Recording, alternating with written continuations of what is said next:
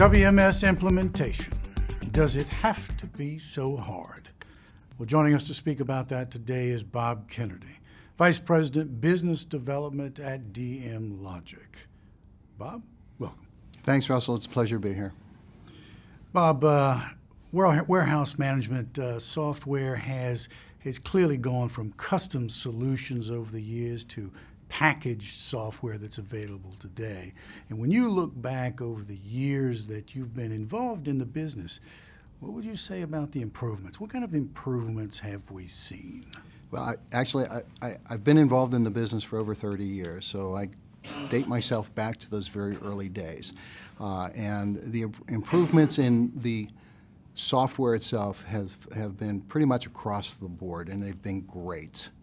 WMSs today, relative to many years ago, are much stronger in terms of their features and functions. They're deeper in terms of their ability to support a warehouse operation. They're also broader in terms of how far they can stretch, not just inside the four walls, but beyond the four walls. The quality of the software has gotten better. The tools that are in place to use the software have gotten better. To integrate the software with other systems have gotten much better. So there's been just tremendous improvement in the offerings that are out there today. Bob, we've been implementing, as you say, these systems for so long. So why is it that the implementation process continues to be so difficult and so arduous? Russell, that's a very good question. You know, we just talked about the fact that the software, the technology has gotten so much better through the course of the years. But the way WMSs are being implemented are still very much being done the way, similar to the way they have been for the last 30 years. It's still a very manual process. It's still a process that's very much dependent upon the talents of the people in the room. We've seen some tight, disciplined methodologies that are put into place, but the fact of the matter is it's still a very manual process for taking a WMS and running through a requirements analysis, doing a configuration of the WMS, installing it, testing it, training on it, and then implementing it. That's still a very long, a very difficult process. It's one that is filled with risks. And it's, with respect to the success or failure of WMS projects, it's the implementation that tends to have the most impact in terms of whether or not that project's going to work. Would you say that the cloud has made it easier or made no real difference? Well, the cloud has made it easier, clearly. But the cloud is not for everyone, okay?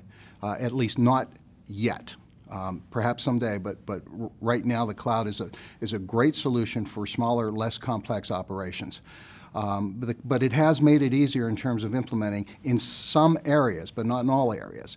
It makes the implementation easier, and it makes the installation easier, okay? Because the vendors takes on all of the responsibility for the infrastructure that you would otherwise have to have in place. It also helps post-implementation when you're running the system and you're maintaining the system and upgrades to the system. Cloud systems and that whole model certainly make that part of it easier. But the steps that you go through to take the WMS and bring it to the point that you're running live in your operation, whether it's a cloud system or whether it's an on-premise system, it really doesn't change. It's still the same manual process that we're talking about. Let me put on my end user hat for just a moment and ask this question. Can I have more control over this system? I would like to think so, okay? I would like to see users have more control over their systems, but also more control over the implementation process of bringing that system online. And the way to do that, and the way to improve the implementation process, is to start building the types of tools, the types of automation that we've seen built for the software itself, to build those types of tools into the implementation process so that your tools become these software products become the tools that you use to guide the implementation process, to discipline the implementation process, to make it easier, and to reduce the risk, and to make the whole process a lot easier. These are changes that I, as the end user, can make to make this process easier, or are these changes that you feel that the developers of the systems need to make in order for me to have a greater degree of control? What I would like to see happen is to have the end user have more control over the maintenance of their software, the implementation of their software. So what I would like to see happen for the industry is the creation of automation tools that enable the users to do more to evolve the software themselves. Okay, that's a radical position to take because it's contrary to the way that the industry has been running for the last 30 years, right? Excuse me. But there is technology available. There are tools that are coming online that are going to enable users to do that, so that I like to talk about, Russell, when I walk into a warehouse. A successful warehouse, it doesn't matter, using a WMS, happy with their WMS, okay, using it wisely, using it successfully, running a great operation. You talk to any one of those warehouse managers, and they're going to have a list of 10 to 12 items that they wish their WMS did, okay, but it doesn't, and they can't get it done. And ironically, they can't get it done because it's not big enough, which means that it's not a priority for their IT group. It's not necessarily a priority for the vendor, or it's going to take too long for the vendor, or it's going to cost too much for the vendor. Those types of items, I'd like to see tools brought to the industry that allow users to actually create the enhancements that they're looking for themselves. Okay. At DM Logic, we have one of those tools that we're introducing here at WERC. It's called Step Logic.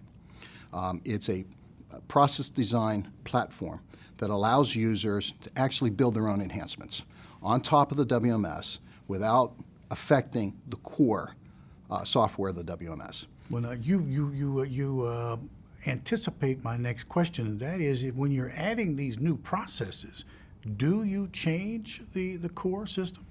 No, there's no need to, and you don't want to, okay? And you don't want to change your relationship with your WMS vendor, right? What we're talking about is an incremental capability on top of what you already have that enable you to do more. It gives you more flexibility, empowers you to make more of these changes, more of these enhancements. So imagine a situation where warehouse operations are very dynamic. Businesses change, okay? And one of the challenges to a warehouse operation is to adjust to that change. And sometimes that means your software has to adjust. Sometimes it means your facility has to adjust, right? What I would like to see happen with respect to the software is the capability of having the users react to those changes by making their own enhancements to their software. So, for instance, let's say that I change my suppliers, okay, which changes my receiving operation. Okay, but the receiving screens that I'm using in my WMS are no longer as relevant as they were, okay? Or over the course of 5, 10 years, your operation changes, and the solutions that you put in place 5, 10 years ago are not as relevant as they are, or not as relevant today as they were.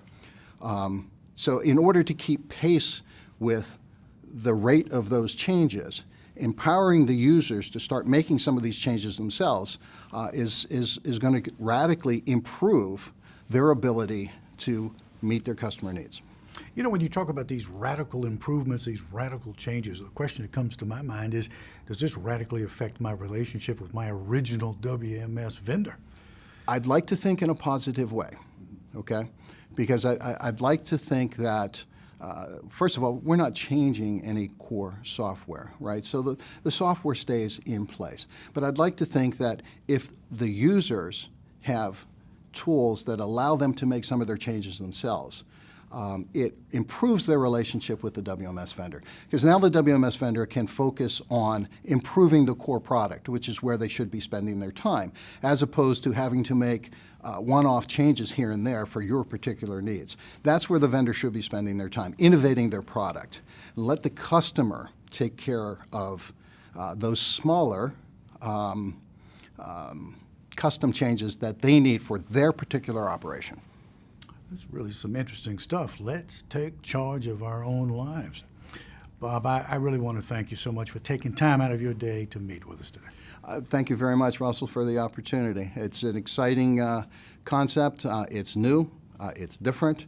And we're excited about where we think it's going to go. Well, best of luck going forward. Thank you very much. That's Bob Kennedy, DM Logic, asking and answering the question, WMS implementation, does it have to be so hard? The answer is no. Doesn't have to be. Thank you for